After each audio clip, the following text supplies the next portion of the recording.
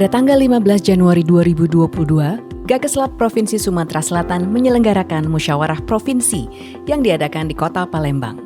Acara dihadiri oleh berbagai pihak yang memberikan ilmu dan pengalaman mereka, mulai dari pihak Kadin, Kepala Dinas Kesehatan, para tetua dari Gakeslap Pusat, dan yang pasti anggota Gakeslap Sumatera Selatan.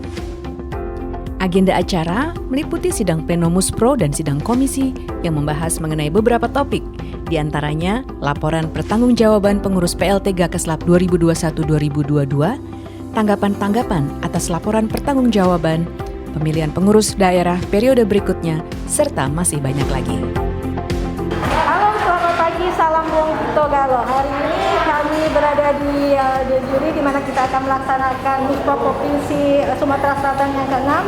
Bersama saya di Viga TV bersama dengan Yayu Merianti dan rekan saya Maulana Baljasamil.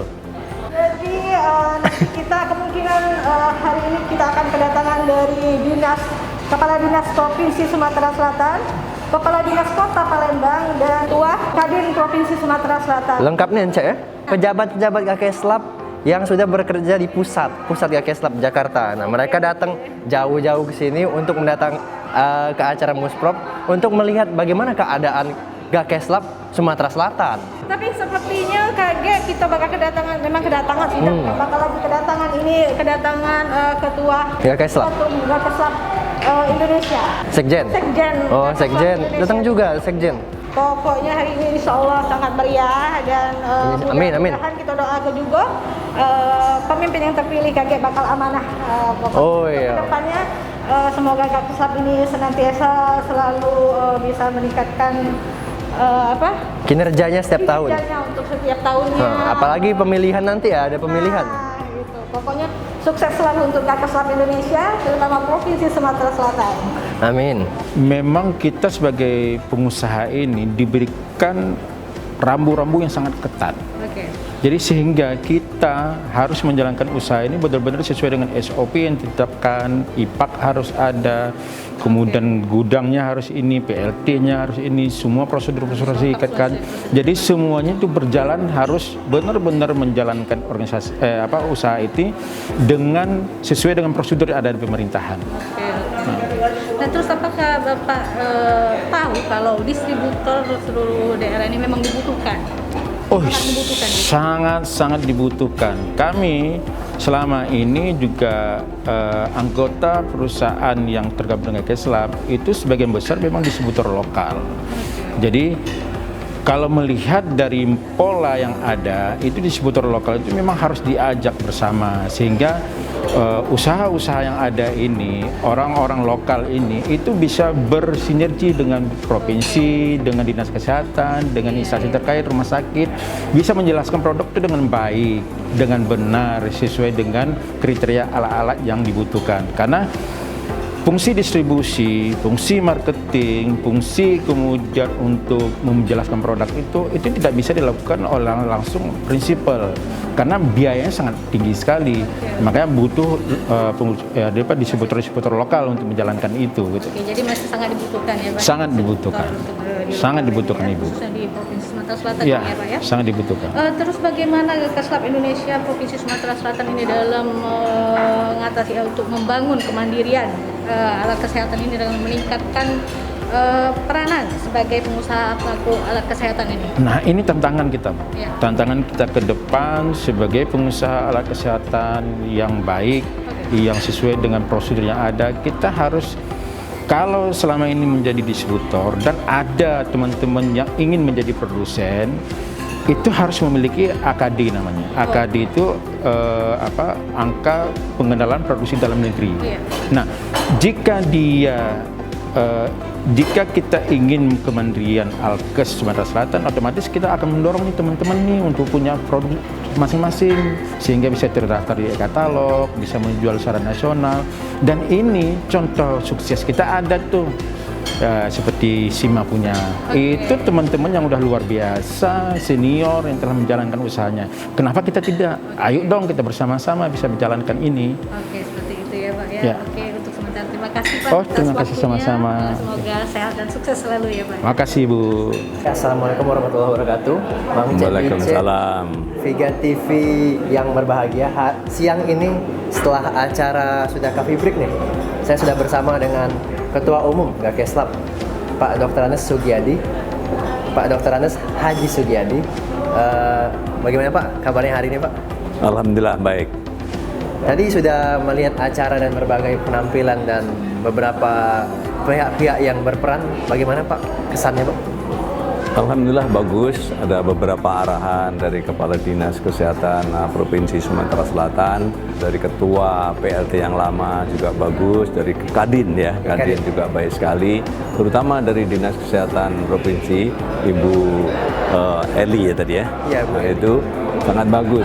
Malah mengajak kerjasama atau saling mendukung antara Dinas Kesehatan bersama Gakeslap.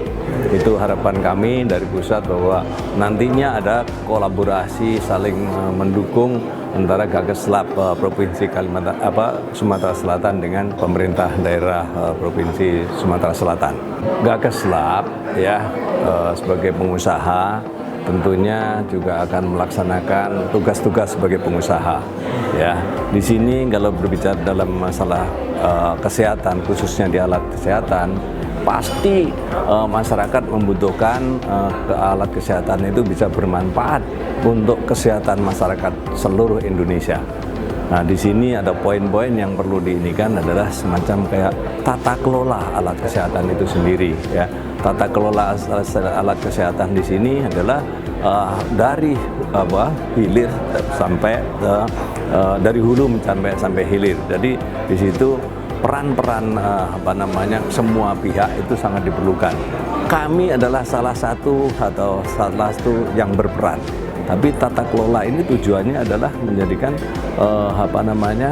kesehatan masyarakat itu bisa dicapai dengan baik ya.